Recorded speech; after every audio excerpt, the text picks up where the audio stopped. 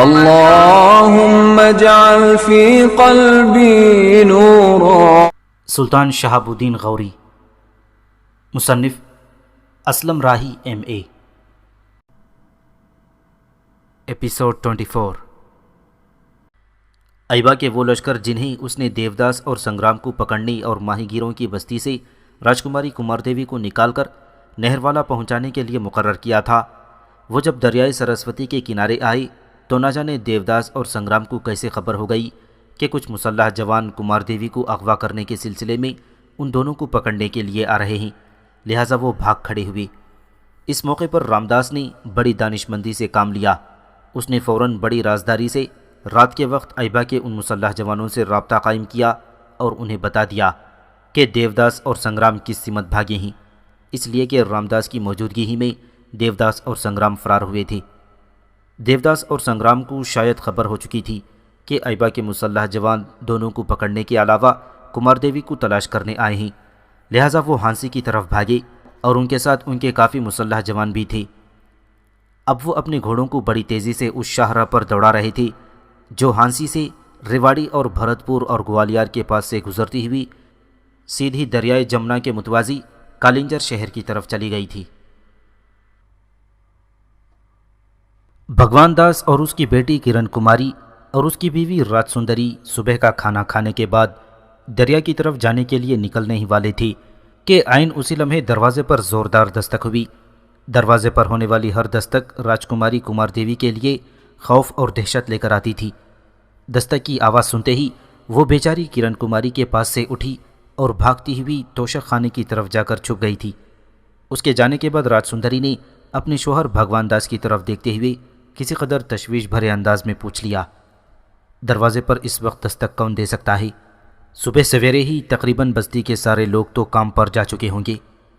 بھگوان داس نے مسکراتے ہوئے اس کی بات کاٹ دی اور کہنے لگا، فکر مند ہونے کی ضرورت نہیں، میرا دل کہتا ہے کہ کوئی راجکماری کمار دیوی کا پتہ نہیں کرنے آیا ہوگا۔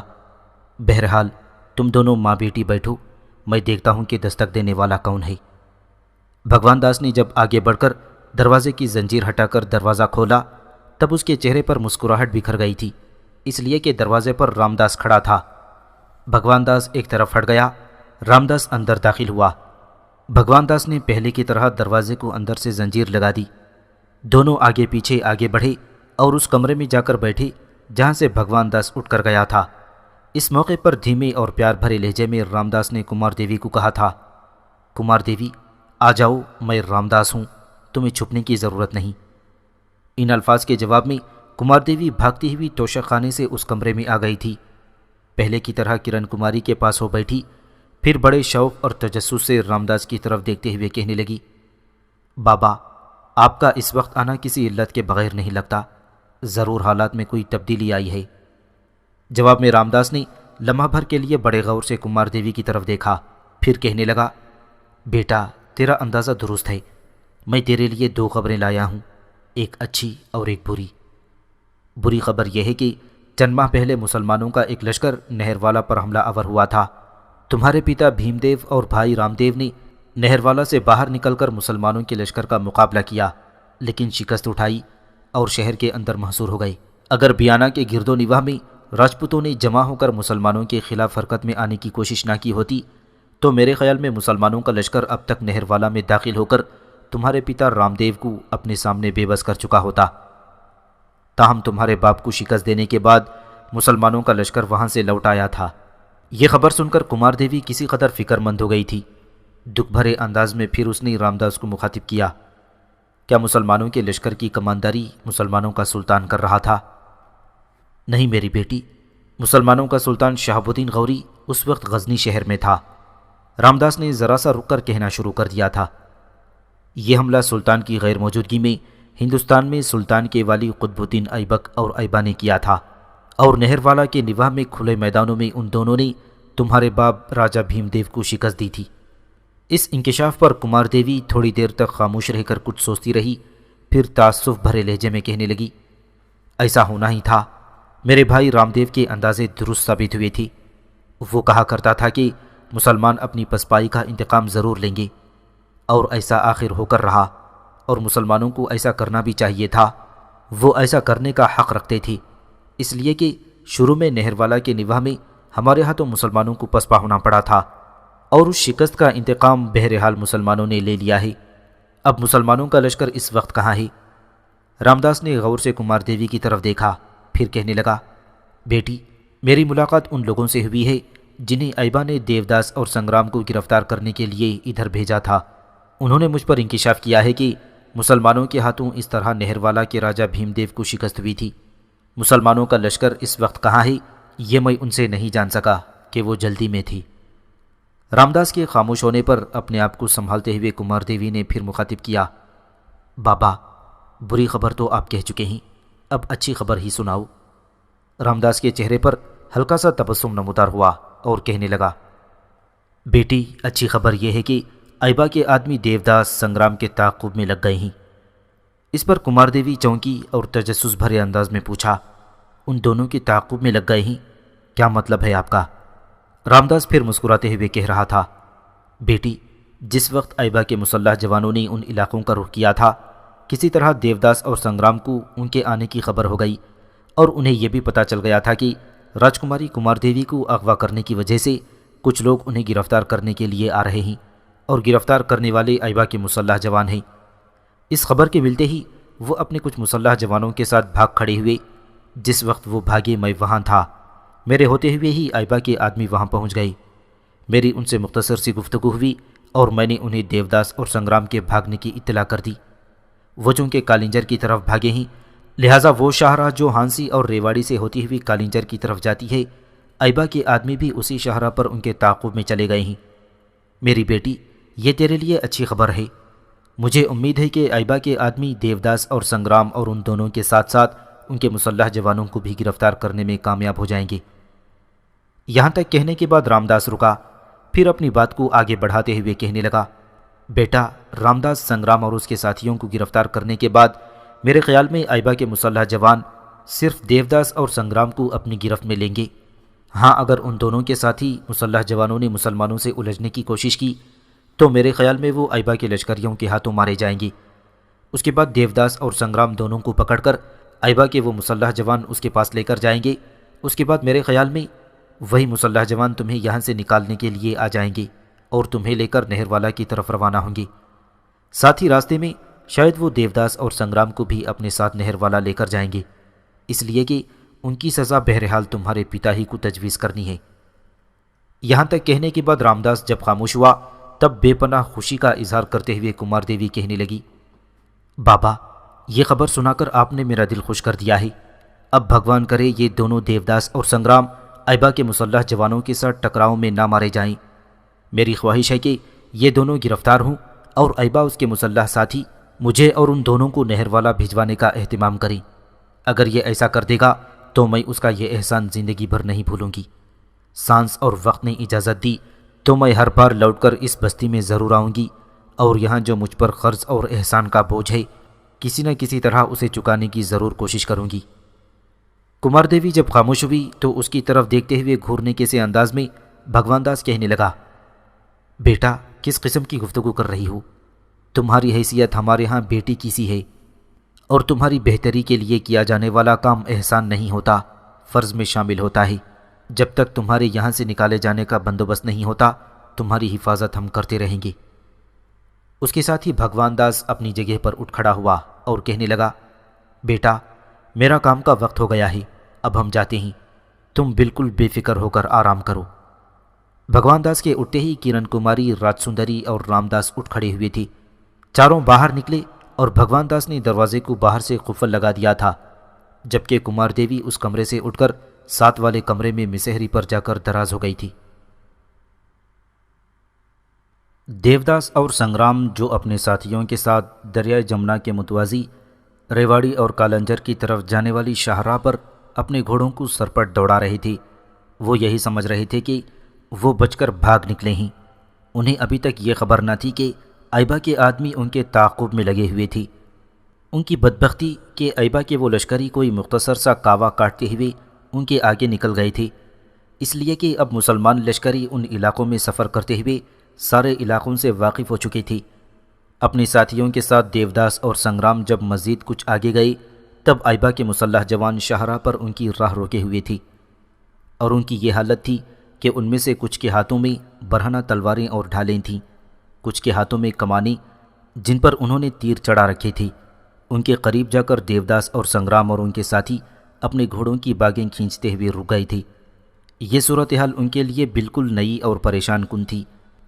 دیوداس اور سنگرام پہلے بڑی حیرانی اور پریشانی میں ان کی طرف دیکھتے رہے، پھر دیوداس نے سنگرام کی طرف دیکھا اور تفکر بھرے لہجے میں کہنے لگا، بھائی یہ کون لوگ ہیں جو ہماری راہ روکے کھڑے ہیں؟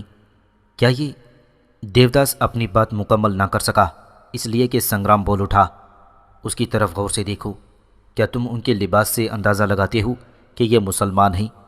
میرا دل کہتا ہے یہ وہی لوگ ہیں جنہیں ہم کو گرفتار کرنے کے لیے بھیجا گیا تھا۔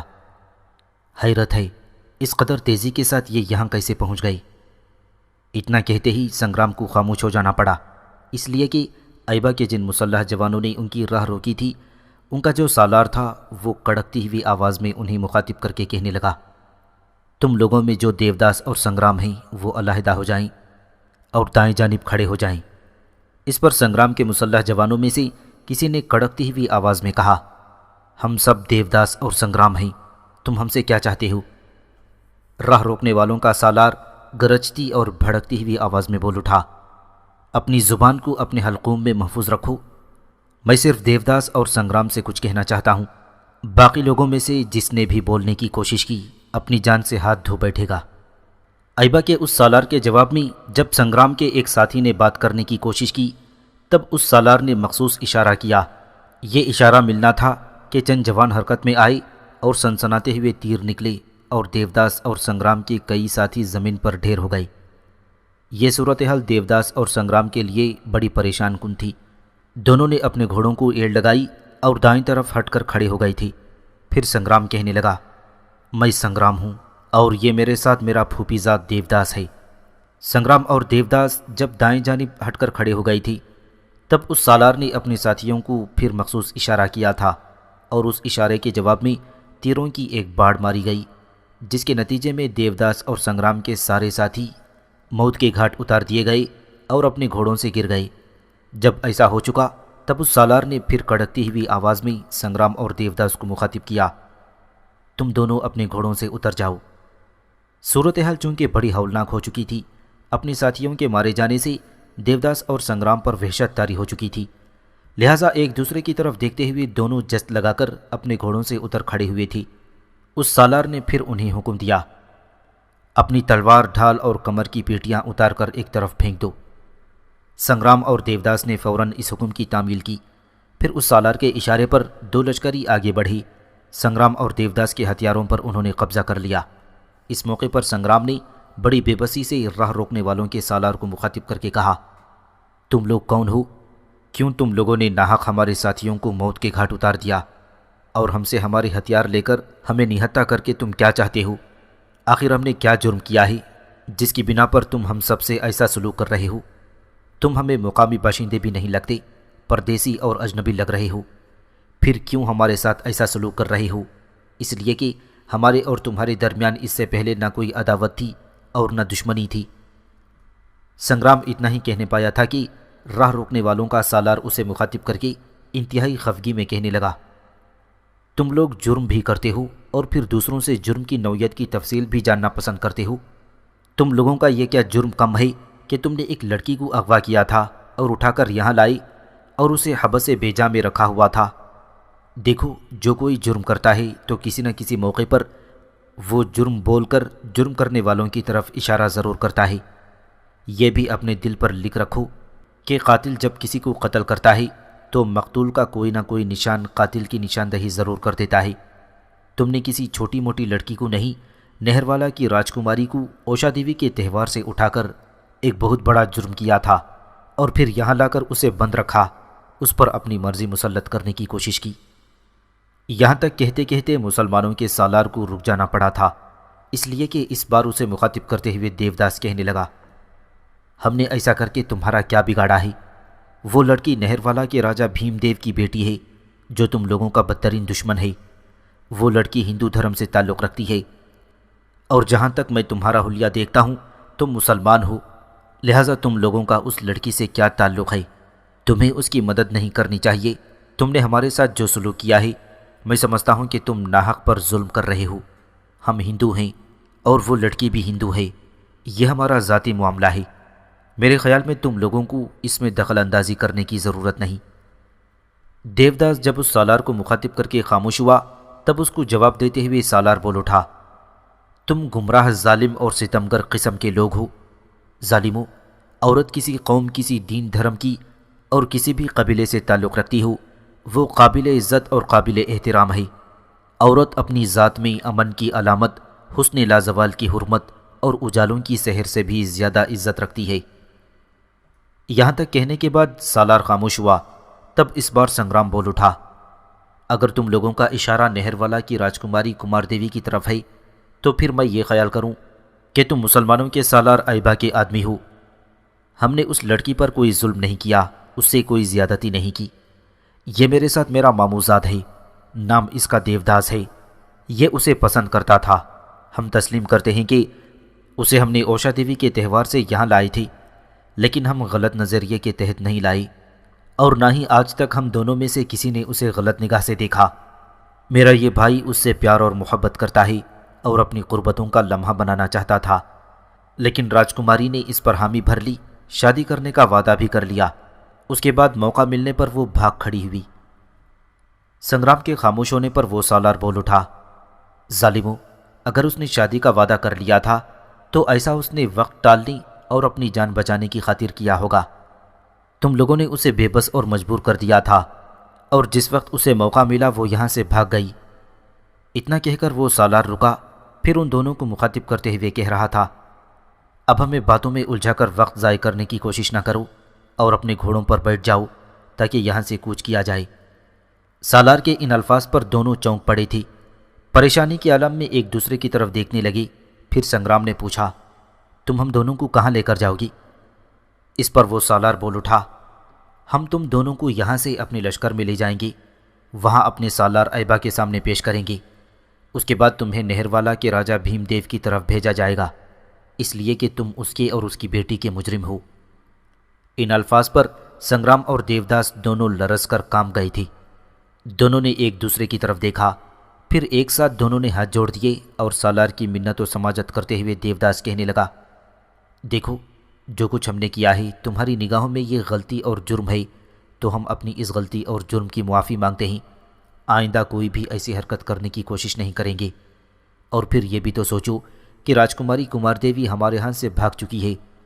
ہو سکتا ہے وہ اپنے باپ کے پاس پہنچ چکی ہو۔ جب ایک باپ کو اس کی بیٹی مل گئی ہے تو پھر تم لوگوں کو ہمیں سزا دلوانے سے کیا حاصل ہوگا؟ اس پر وہ سالار بول اٹھا، ہم تمہارے متعلق اپنی طرف سے کوئی فیصلہ نہیں کر سکتے۔ تم دونوں سے متعلق جو حکم ہمیں دیا گیا ہے ہم اس کے پابند ہیں اور اسی پر عمل کیا جائے گا۔ دونوں وقت ضائع کیے بغیر اپنے گھوڑوں پر بیٹھ جاؤ، وقت ضائع مت کرو۔ اگر بات نہیں مانو گی تو تمہارے ساتھیوں سے بھی بری حالت ہو جائے گی۔ ان الفاظ نے سنگرام اور دیوداس کو ہلا کر اور لرزا کر رکھ دیا تھا۔ دونوں فوراً اپنے گھوڑوں پر بیٹھ گئی اور اس سالار کے کہنے پر اس کے ساتھیوں نے دونوں کو اپنے حلقے میں لے لیا۔ ساتھ ہی اس سالار نے اپنے ساتھیوں کو دو حصوں میں تقسیم کر لیا تھا۔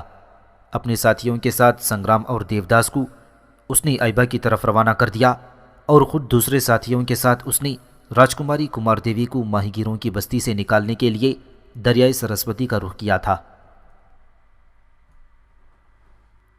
قطب الدین ایبک اور ایبا نے اپنے لشکر کے ساتھ اجمیر کے گرد و نواح کا رخ کیا تھا، جہاں مختلف ٹولیوں میں مسلمانوں کے خلاف سرکشی برپا کرنے کے لیے راجپوت جمع ہو رہے تھے۔ راجپوتوں کو جب خبر ہوئی کہ مسلمانوں کا ایک لشکر ان پر حملہ آور ہونے کے لیے آ رہا ہے تو وہ ایکجا ہو گئی۔ ادھر ادھر پھیلی راجپوتوں کی ٹولیاں ایک جگہ جمع ہو گئیں۔ اجمیر کے نواح میں راجپوتوں اور مسلمانوں کے درمیان ایک بار پھر ہولناک جنگ ہوئی۔ اس جنگ میں قطب الدین ایبک اور ایبا نے پھر راجپوتوں کو بدترین شکست دی اور اس شکست کے نتیجے میں راجپوت نہر والا کی طرف بھاگ گئے، اس لیے کہ اب نہر والا کا راجہ ہی ایک طرح سے ان کی پناہ گاہ بنا ہوا تھا۔ قطب الدین ایبک اور ایبا کے ہاتھوں جب اجمیر کی نواح میں راجپوتوں کو بدترین شکست کا سامنا کرنا پڑا تھا اور وہ نہر والا کی طرف بھاگے، تب قطب الدین ایبک اور ایبا بھی اپنے لشکر کے ساتھ ان کے تعاقب میں نہر والا کی طرف ہو لیے تھے۔ دوسری طرف مسلمانوں کا سالار بہاؤالدین تغرل سلطان شہاب الدین غوری کے حکم کے موافق گوالیار کی طرف بڑھ رہا تھا۔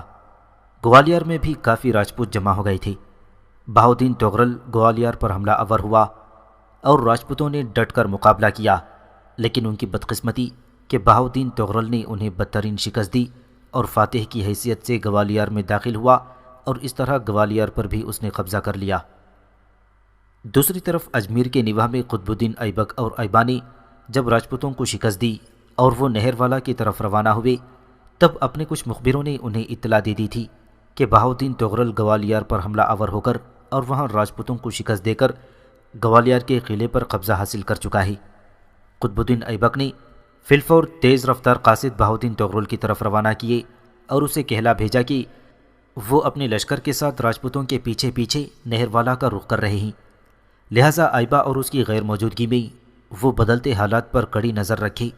اس کے بعد قطب الدین ایبک اور ایبا نے بڑی برق رفتاری سے نہر والا کی طرف پیش قدمی شروع کر دی تھی۔ ایک روز رات کا کھانا کھانے کے بعد راجکماری کمار دیوی اور کرن کماری دونوں اپنے کمرے میں بیٹھی باہم گفتگو کر رہی تھیں، جبکہ دوسرے کمرے میں بھگوان داس اور رات سندری دونوں میاں بیوی بیٹھے کسی موضوع پر بات چیت کر رہی تھی کہ دروازے پر دستک ہوئی۔ اس پر کمار دیوی نے فوراً اٹھ کر توشک خانے کی طرف جانا چاہا، پر بھگوان داس اپنی جگہ سے اٹھا اور اسے مخاطب کر کے کہا، بیٹی بیٹھی رہو، میں دروازے کھولے بغیر ہی پوچھتا ہوں کہ کون ہے۔ ساتھ ہی بھگوان داس کمرے سے نکل کر سیدھا صحن میں گیا اور بلند آواز میں پوچھا، کون ہے؟ باہر سے ہلکی سی دھیمی سی آواز سنائی دی، میں رامداس ہوں، دروازہ کھولو۔ یہ آواز سن کر کمار دیوی اور کرن کماری دونوں اپنے کمرے سے نکل کر اس کمرے میں آ گئی تھیں جہاں تھوڑی دیر پہلے رات سندری اور بھگوان داس بیٹھے باتیں کر رہے تھے۔ بھگوان داس نے آگے بڑھ کر دروازہ کھولا۔ دروازہ کھلتے ہی رامداس اندر داخل ہوا۔ بھگوان داس نے پھر دروازے کو اندر سے زنجیر لگا دی۔ دونوں اسی سامنے والے کمرے کی طرف چلے گئے جہاں سے بھگوان داس اٹھ کر گیا تھا۔ رامداس اور بھگوان داس دونوں ایک ہی نشست پر بیٹھ گئے۔ اس موقع پر رامداس کے چہرے پر سکون تھا۔ کمار دیوی کو مخاطب کر کے کچھ کہنا ہی چاہتا تھا کہ اس سے پہلے ہی کمار دیوی نے اسے مخاطب کر کے پوچھا، بابا آج تمہارا چہرہ مطمئن اور خوشکن لگ رہا ہے، میرا دل کہتا ہے کہ تم آج میرے لیے مزید اچھی خبر لے کر آئے ہو۔ رامداس کھل کر مسکرایا، پھر کمار دیوی کو مخاطب کر کے کہنے لگا، بیٹا یہ وقت کی ستم ظریفی سمجھو یا ایک حادثاتی اتفاق کہ میں تمہارے لیے دو ہی خبریں لے کر آیا ہوں، ایک اچھی ہے اور ایک بری۔ اب تم یقیناً مجھ سے یہ کہو گی کہ پہلے میں بری خبر کہوں بعد میں اچھی، لیکن میں ایسا نہیں کروں گا، پہلے اچھی خبر کہوں گا اس کے بعد بری۔ بیٹا اچھی خبر یہ ہے کہ پچھلی ملاقات میں نے تمہیں بتایا تھا کہ سنگرام اور دیوداس کو ایبا کے مسلح جوانوں کے آنے کی خبر ہو گئی تھی، لہٰذا وہ اس شاہراہ کی طرف بھاگے تھے جو ہانسی سے ہوتی ہوئی کالنجر جاتی تھی، لیکن ایبا کے آدمیوں نے ان کے ساتھیوں کا خاتمہ کر دیا اور ان دونوں کو گرفتار کر کے ایبا کی طرف لے گئے ہیں، جبکہ باقی مسلح جوان میری طرف آئے۔ میں انہیں اسی حویلی میں ٹھہرا کر آیا ہوں جہاں کبھی تمہارا قیام ہوا کرتا تھا۔ وہ تمہیں لینے آئے ہیں، لہٰذا میں چاہتا ہوں کہ تم ابھی میرے ساتھ چلو۔ دریا کے اس پار وہ بڑی بے چینی سے میرا اور تمہارا انتظار کر رہے ہیں۔ رامداس کو یہاں تک کہہ کر رک جانا پڑا، اس لیے کہ بیچ میں کمار دیوی بول اٹھی، بابا اگر وہ مجھے لینے آئے ہیں تو کیا وہ صبح تک انتظار نہیں کریں گے؟ کیا وہ رات کے وقت ہی مجھے یہاں سے لے کر روانہ ہو جائیں گے؟ رامداس نے غور سے کمار دیوی کی طرف دیکھا، بیٹا وہ زیادہ دیر نہیں رکیں گی، میں ان کے کہنے پر ہی تمہیں لینے یہاں آیا ہوں۔ کشتی اس وقت ساحل پر ہی کھڑی ہے، جو ملاح مجھے لے کر آیا ہے وہ بھی میرا اور تمہارا انتظار کر رہا ہے، لہٰذا تمہیں میرے ساتھ دریا کے اس کنارے جانا ہوگا تاکہ ایبا کے مسلح جوان تمہیں یہاں سے بحفاظت نکال کر نہر والا پہنچائیں۔ رامداس جب خاموش ہوا تو کسی قدر خوشی کا اظہار کرتے ہوئے کمار دیوی بول اٹھی، اگر وہ رات کے وقت ہی مجھے یہاں سے لے کر کوچ کرنا چاہتے ہیں تو میں ان کا ساتھ دوں گی۔ میں تو زندگی بھر ایبا کی ممنون اور شکر گزار رہوں گی کہ اس نے مجھے دیوداس اور سنگرام کے جہنم سے نکالنے کے لیے اپنے آدمی بھیجے اور ان دونوں اوباشوں کو اس نے گرفتار کر لیا۔ یہ بھی میرے لیے ایک بہت بڑی اور اچھی خبر ہے۔ اتنا کہہ کر کمار دیوی رکی کچھ سوچا اور دوبارہ رامداس کو مخاطب کرتے ہوئے کہنے لگی، اچھی خبر تو تم نے کہہ دی بابا، بلکہ میں سمجھتی ہوں کہ یہ میرے لیے بہت ہی اچھی خبر ہے۔ میں ایبا کے مسلح جوانوں کے ساتھ یہاں سے نکل کر جب اپنے ماتا پتا کے پاس جاؤں گی تو نہ جانے وہ میرے متعلق کیا سوچیں گے، کیسی کیسی الجھنیں، کیسے کیسے وسوسات ان کے ذہن، ان کے دلوں کو متاثر کریں گے۔ شاید وہ میرے متعلق یہی سوچیں گے کہ اغوا ہونے کے بعد میں اپنی عصمت اور اپنی آبرو سے محروم ہو چکی ہوں، لیکن مجھے امید ہے کہ میں انہیں اپنی پاک دامنی کا یقین دلانے میں کامیاب ہو جاؤں گی۔ کمار دیوی جب خاموش ہوئی تو اس کی تشفی اور تسلی کے لیے رامداس اسے مخاطب کر کے کہنے لگا، تمہیں فکر مند اور پریشان ہونے کی کوئی ضرورت نہیں، اس لیے کہ ایبا کے جو آدمی رامداس اور سنگرام کو اپنے ساتھ ایبا کے پاس لے گئے ہیں، جب تم نہر والا پہنچو گی تو میرا خیال ہے ایبا دیوداس اور سنگرام کو بھی وہاں بھیج دے گا اور ان کی موجودگی میں ہی ساری بات تمہارے باپ کے سامنے کھل جائے گی۔ رامداس کے خاموش ہونے پر گہری سوچ میں ڈوبنے کے بعد کمار دیوی نے کچھ فیصلہ کیا، پھر کہنے لگی، بابا کیا ایسا ممکن نہیں ہے کہ یہاں سے نکل کر پہلے میں ایبا کے پاس جاؤں اور اس کے بعد نہر والا کا رخ کروں؟ میں ایک انتہائی اہم اور نازک موضوع پر ایبا سے بات کرنا چاہتی ہوں اور اس سے مل کر ہی نہر والا جانا چاہتی ہوں۔ کمار دیوی کے خاموش ہونے پر رامداس نے اسے مخاطب کیا، تم ایک اچھی خبر تو مجھ سے سن چکی ہو، تم بری خبر کو بھول گئی۔ میرے خیال میں جب میں تم سے بری خبر کہوں گا تو تم نے جو نہر والا جانے سے پہلے ایبا کے پاس جانے کی خواہش کا اظہار کیا ہے، تو اس خبر کے دوران میرے خیال میں تمہیں تمہاری اس خواہش کا خود بخود ہی جواب مل جائے گا۔ رامداس کے ان الفاظ پر کمار دیوی چونکی، پھر بڑے غور سے اس کی طرف دیکھتے ہوئے کہہ رہی تھی، اچھا اگر یہ بات ہے تو دوسری خبر جسے تم بری کہہ رہی ہو کہو وہ کیا ہے، تاکہ میں بھی جانوں کہ حالات میرے خلاف کیسی کروٹ لے رہے ہیں۔ کمار دیوی جب خاموش ہوئی تب رامداس نے کہنا شروع کیا، بیٹا جو کچھ میں کہنے لگا ہوں وہ تمہارے لیے واقعی دکھ اور افسوس کا باعث ہوگا، لیکن جو کچھ میں نے سنا ہے وہی تم سے کہوں گا۔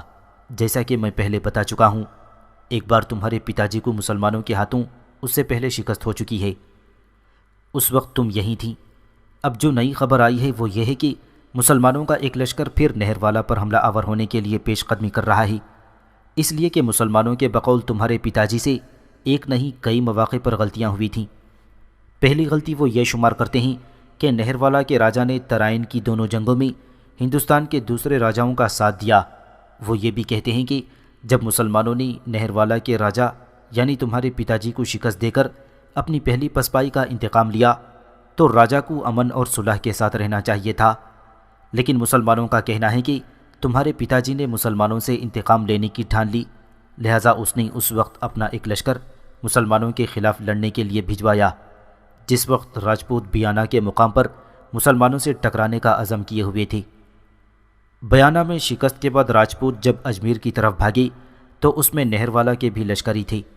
اجمیر کے نواح میں قطب الدین ایبک اور ایبا نے جب انہیں شکست دی تو شکست خوردہ سارے راجپوتوں کے علاوہ وہ لشکری جنہیں تمہارے پتا جی نے مسلمانوں کے خلاف لڑنے کے لیے روانہ کیا تھا وہ نہر والا کی طرف بھاگے ہیں، اور اب قطب الدین ایبک اور ایبا دونوں اپنے لشکر کے ساتھ شکست خوردہ راجپوتوں کا تعاقب کرتے ہوئے نہر والا کا رخ کر رہے ہیں۔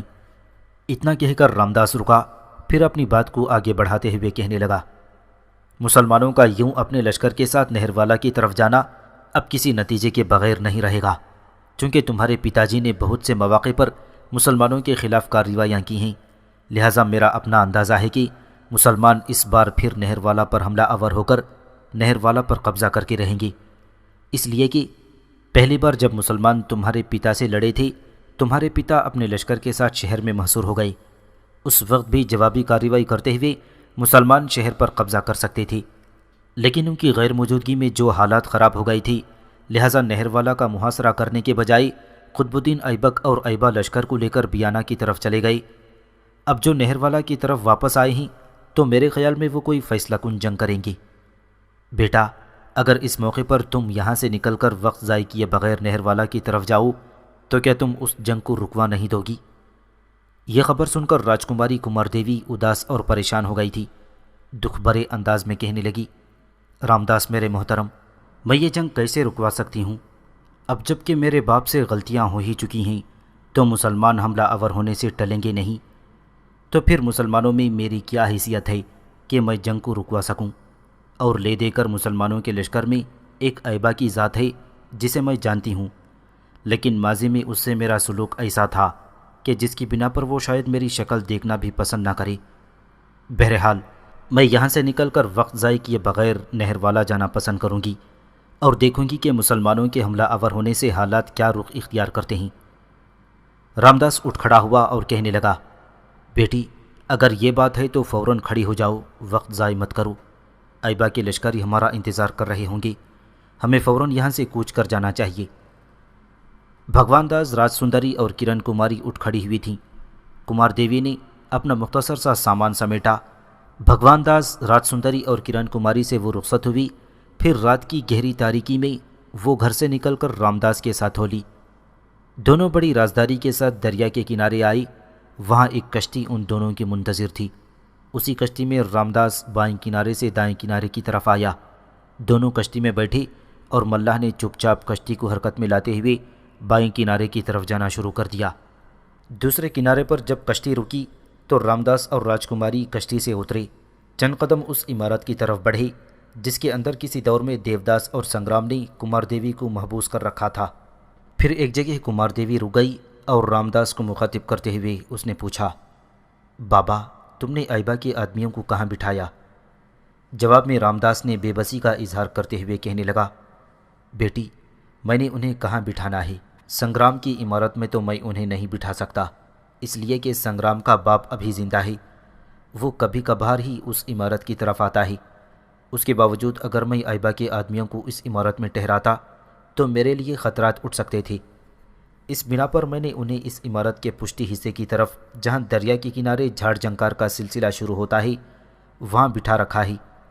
وہ خود بھی کسی عمارت میں گھس کر بیٹھنے کے لیے تیار نہ تھی اور وہیں بیٹھنا پسند کیا جہاں میں تمہیں اب لے کر جا رہا ہوں۔ رامداس جب خاموش ہوا تو تفکرات بھرے انداز میں اسے مخاطب کرتے ہوئے کمار دیوی کہنے لگی، بابا جن لوگوں کے پاس تم مجھے لے کر جا رہے ہو، جانے وہ کیسے لوگ ہیں؟ یہاں سے لے جانے کے بعد میرے ساتھ کیا سلوک کریں؟ وہ پتہ نہیں مجھے نہر والا یا ایبا کے پاس پہنچاتے ہیں یا پھر… رامداس مسکرایا اور دھیمے سے لہجے میں کہنے لگا، بیٹی زندگی میں کسی نہ کسی پر تو اعتبار کرنا ہی پڑتا ہے، اور پھر ایسے ماحول اور ایسے حالات میں تو ایک نہیں کئی لوگوں پر اعتبار کرنا پڑتا ہے۔ جہاں تک ایبا کے ان ساتھیوں کا تعلق ہے تو یہ مسلمان ہیں، مجھے امید ہے وہ تمہیں ایک بہن کی طرح اپنے ساتھ رکھیں گے اور تمہیں تمہاری منزل پر پہنچا کر دم لیں گے، اس لیے کہ انہوں نے واپس جا کر ایبا کو بتانا ہوگا کہ تمہیں انہوں نے کہاں پہنچایا۔ رامداس کے ان الفاظ پر کمار دیوی کسی قدر مطمئن ہو گئی تھی۔ اس کے بعد وہ آگے بڑھنے لگی تھی۔ کچھ دور جا کر کمار دیوی نے دیکھا ان کے سامنے کچھ ہیولے دکھائی دیے۔ جب مزید آگے بڑھے تو ایبا کے وہ مسلح جوان زمین پر پیٹھ کے بل لیٹے ہوئے تھے۔ جب انہوں نے رامداس اور کمار دیوی کو آگے دیکھا تو سب کھڑے ہوئے اور رامداس آگے بڑھا اور جس سالار نے ریواڑی کے آس پاس دیوداس اور سنگرام سے گفتگو کی تھی اسی کو مخاطب کرتے ہوئے رامداس کہنے لگا، یہ راجکماری کمار دیوی ہے اور اس کی حیثیت میرے ہاں ایک بیٹی کی سی ہے۔ رامداس کے ان الفاظ کے جواب میں وہ سالار مسکراتے ہوئے کہنے لگا، اگر ان کی حیثیت آپ کے ہاں بیٹی کی سی ہے تو ہمارے ہاں ان کی حیثیت ایک بہن کی سی ہوگی۔ ان الفاظ پر کمار دیوی چونکی۔ رامداس کے چہرے پر مسکراہٹ نمودار ہوئی اور اس سالار کو مخاطب کرتے ہوئے رامداس کہنے لگا، راستے میں یہ بیچاری فکر مند ہو رہی تھی کہ آپ لوگ نہ جانے اس کے ساتھ کیسا سلوک کریں گے اور اسے اس کی منزل تک پہنچاتے بھی ہیں یا نہیں۔ رامداس کو خاموش ہو جانا پڑا، اس لیے کہ وہ سالار اس کی بات کاٹتے ہوئے نرم الفاظ میں کہنے لگا، جو کام ہمارے ذمے لگایا گیا ہے اسے ہم پورا کرنا اپنا فرض ہی نہیں عبادت خیال کرتے ہیں۔ راجکماری کو ہمارے متعلق فکر مند ہونے کی ضرورت نہیں اور اس کی منزل تک پہنچانا ہمارے سالار کا حکم ہے، اور اس میں کسی قسم کی کوتاہی کو ہم گناہ خیال کرتے ہیں۔ یہاں تک کہنے کے بعد وہ سالار رکا۔ پھر براہ راست وہ راجکماری کمار دیوی کو مخاطب کرتے ہوئے کہنے لگا، خاتون تمہاری حیثیت ہمارے ہاں ایک بہن کی سی ہے، تم اپنے دل میں یہ خیال مت رکھا کرو کہ عورت سے متعلق ہمارے اصول بھی تم ہی جیسے ہوں گے۔ سالار کے جواب میں کمار دیوی خوش طبعی کا مظاہرہ کرتے ہوئے کہنے لگی، تم لوگوں نے جو مجھے بہن کہا ہے تو اس وجہ سے میرے دل میں تمہاری عزت کو اور زیادہ جلا بخش دی ہے۔ لیکن کیا میں یہ جان سکتی ہوں کہ یہ تم نے کیسے کہہ دیا؟ ہمارے ہاں عورت کی عزت اور احترام نہیں کیا جاتا۔ سالار مسکرایا اور کہنے لگا، میری بہن، یہ بات میں تو نہیں کہتا، تمہارے بڑے بڑے پنڈت اور تمہارے بڑے بڑے مذہبی پیشوا ہی کہتے ہیں۔ تم یہ بات تو تسلیم کرو گی کہ ہندوستان ایک مذہبی ملک سمجھا جاتا ہے، کیونکہ اس کی مذہبی حیثیت ہمیشہ دوسری حیثیتوں پر غالب رہی ہے۔ لیکن تم اس بات کو بھی تسلیم کرو گی کہ یہاں عورت کو غلامی اور محکومی کی زندگی سے کبھی نجات نہیں ملی۔ ہندوستان کے مشہور مقنن منوراج نے عورت کے بارے میں کہا تھا، عورت لڑکپن میں اپنے باپ کے اختیار میں رہی، جوانی میں شوہر کے اختیار میں، بیوہ ہونے کے بعد اپنے بیٹوں کے اختیار میں رہی، خود مختار ہو کر کبھی نہ رہی۔ ایک اور موقع پر کہا گیا تھا، عورت خواہ نابالغ ہو، خواہ جوان ہو یا بوڑھی ہو، وہ گھر میں کوئی بھی کام خود مختاری سے نہ کرے۔ پھر ایک اور موقع پر تمہارے یہی پنڈت مزید کہتے ہیں، عورت کے لیے قربانی اور برت رکھنا گناہ ہے، صرف شوہر کی خدمت کرنا چاہیے، اور اس کو چاہیے کہ شوہر کے مرنے کے بعد دوسرے شوہر کا نام تک نہ لے اور کم خوراکی کے ساتھ اپنی زندگی کے دن پورے کرے۔ تمہارے مذہب کے پیشوا یہ بھی کہتے ہیں، جھوٹ بولنا عورتوں کا ذاتی خاصہ ہوتا ہے۔ یہاں تک کہنے کے بعد وہ سالار اپنی بات کو آگے بڑھاتے ہوئے کمار دیوی کو مخاطب کرتے ہوئے کہنے لگا، بی بی، تمہاری مذہبی کتب یہ بھی کہتی ہے کہ دریا، مسلح سپاہی، پنجے اور سینگ رکھنے والے جانور، بادشاہ اور عورت پر کبھی بھروسہ نہیں کرنا چاہیے۔ تمہاری مذہبی کتب مزید یہ کہتی ہیں، جھوٹ بولنا، بغیر سوچے کام کرنا، فریب و حماقت، طمع و ناپاکی، بے چینی، یہ سب عورت کے جبلی عیب ہیں۔ مزید کہتے ہیں، شہزادوں سے تہذیب و اخلاق، عالموں سے شیریں کلامی، قمار بازوں سے دروغ گوئی اور عورتوں سے مکاری سیکھنی چاہیے۔ آگ، پانی، جاہل، سانپ، شاہی خاندان اور عورت، یہ سب موجب ہلاکت ہوتے ہیں، ان سے ہمیشہ ہوشیار رہنا چاہیے۔ دوست، خدمتگار اور عورت مفلس آدمی کو چھوڑ دیتے ہیں، اور جب وہ دولت مند ہو جاتا ہے تو وہ پھر اس کے پاس آ جاتے ہیں۔ میری بہن، یہ جو باتیں میں نے کہی ہیں، یہ سب تمہاری مذہبی کتب میں موجود ہیں۔ تمہاری اس سرزمین میں ستی کا رواج خود اس بات کی گواہی دیتا ہے کہ یہاں عورت کا کوئی مستقبل وجود نہیں سمجھا جاتا، اور خاوند کی موت کے بعد اس سے بھی زندگی کا حق چھین لیا جاتا ہے۔ میری بہن، ذرا ہندوستان کے علاوہ دوسرے غیر مذاہب پر بھی نگاہ ڈالو۔ ہندو مذہب ہو یا یہودیت یا عیسائیت یا دنیا کا کوئی اور مذہب، اس کے مرکز دنیا کے وہ علاقے رہے ہیں جو تہذیب و تمدن کے لحاظ سے آگے بڑھے ہوئے سمجھے جاتے ہیں، اور ایک حقیقت ہے کہ ایسے تمام علاقوں میں اقتدار اور قیادت ہمیشہ مرد ہی کے ہاتھ میں رہی ہے۔ اس لیے ہمارا خیال ہے کہ مرد نے ان مذاہب میں ایسی تحریفات کی ہیں جن کی بنا پر عورت کے ساتھ ہر طرح کی چیرہ دستی مردوں کے لیے جائز کر دی گئی ہے، اور ظلم و زیادتی کے لیے عورت کو خدائی صنعت عطا کر دی گئی ہے۔ خداوند قدوس نے جو عدل و انصاف کا سر چشمہ دیا ہے، کبھی بھی عورت کے بارے میں یہ تصور پیش نہیں کیا، اور نہ ہی کائنات کو اس مالک نے کبھی ظلم اور ناانصافی کا حکم دیا ہے۔ میری بہن، یہ تو عورت سے متعلق تمہارے اپنے دین دھرم کی نقشہ کشی ہے۔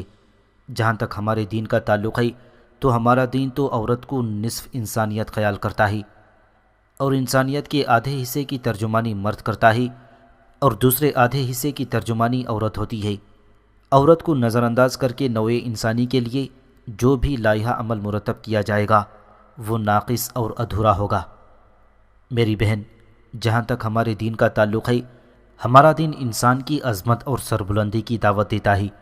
وہ انسان کو زوال و اعتبار کی پستیوں سے اٹھا کر رشتوں کی بلندی کے ایک ایسے اعلیٰ مقام پر پہنچانا چاہتا ہے جو حد ادراک سے بھی بہت آگے ہے، اور عزت نفس اور عظمت آدمیت کا بھی درس دیتا ہے۔ وہ خدائے واحد کی بندگی کی طرف بھی اس لیے بلاتا ہے تاکہ انسان ایک در پر اپنا سر نیاز جھکا کر کائنات کی تمام مخلوقات کے مقابلے میں سر بلند ہو جائے۔ اسلام کے نزدیک انسان کی فلاح و سلامتی عمل کے ساتھ وابستہ ہے۔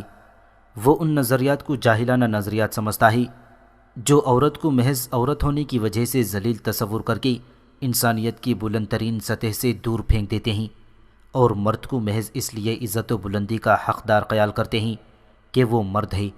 ہمارا دین، میری بہن، یہ کہتا ہے کہ عزت و ذلت اور سربلندی اور سرفرازی کا معیار مرد اور عورت دونوں کے لیے تقوی اور سیرت اور اخلاق کی بلندی سے وابستہ ہے۔ جو اس کسوٹی پر جتنا کڑا ثابت ہوگا اتنا ہی خدا کی نگاہوں میں قابل قدر عزت اور احترام کا مستحق ہوگا۔ اس کے علاوہ میری بہن، ہماری مقدس کتاب یہ بھی کہتی ہے کہ جس مرد اور عورت نے بھی اچھا کام کیا، اگر وہ مومن ہے تو ہم اس کو ایک پاکیزہ زندگی عطا کریں گے اور اس کے بہتر اعمال کا جنہیں وہ کرتے ہیں اجر دیں گے۔ یہاں تک کہنے کے بعد وہ سالار رکا، پھر دوبارہ کہہ رہا تھا، میری بہن برا مت ماننا، عورت سے متعلق ہمارے دین اور تمہارے دھرم میں اصول میں زمین و آسمان کا فرق ہے۔ میں تمہارے سامنے کوئی لمبا چوڑا واز نہیں کرنا چاہتا، اور جو کچھ میں نے کہا ہے یہ سب کچھ کہنے سے میرا مقصد یہ ہے کہ ایک بہن کی حیثیت سے تمہیں ہم پر اعتماد کرنا چاہیے۔ میں تمہیں ضمانت دیتا ہوں کہ جس طرح تم ہمارے حوالے کی جا رہی ہو اسی طرح ہم تمہیں تمہاری منزل تک پہنچائیں گے، اور یوں جانو یہ جس قدر میرے ساتھی میرے ساتھ کھڑے ہیں ان سب سے تمہارا بہن بھائی کا رشتہ ہے۔ اب مزید کہو کیا کہنا چاہتی ہو۔ جب تک وہ سالار بولتا رہا، کمار دیوی بڑے غور سے بڑے عجب سے رد عمل کا اظہار کرتے ہوئے سنتی رہی۔ جب وہ خاموش ہوا تب ہلکی ہلکی مسکراہٹ میں کہنے لگی، میرے بھائی، میرے کہنے کے لیے آپ نے کچھ چھوڑا ہی نہیں اور نہ ہی میں کچھ کہنا چاہتی ہوں۔ بس اتنا کہوں گی کہ میں آنکھیں بند کر کے تم لوگوں پر اعتماد اور بھروسہ کرتی ہوں۔ بولو کیا کہتے ہو۔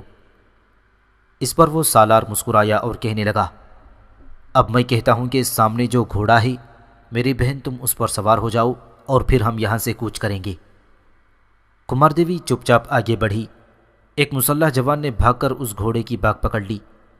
کمار دیوی جب گھوڑے پر بیٹھ گئی تب اس نے گھوڑے کی باگ اسے دے دی۔